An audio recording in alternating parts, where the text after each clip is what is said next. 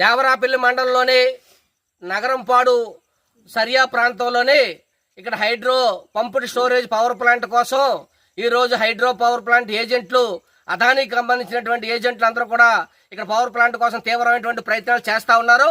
ఇక్కడ గతంలోనే వాళ్ళందరినీ అడ్డుకొని ఇక్కడ నుంచి పంపించేటువంటి జరిగింది.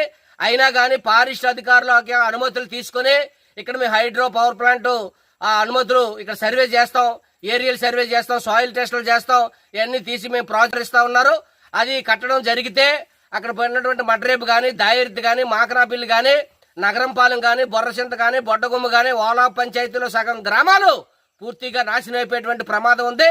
దీంతో పాటు అక్కడ కోణం, అక్కడ ఉన్నటువంటి ఆయకట్టు ఏదైతే ఉందో కోణంకి సంబంధించినటువంటి వేలాది ఎకరాల భూములు బీడు భూములుగా మారిపోయేటువంటి ప్రమాదం ఉంది.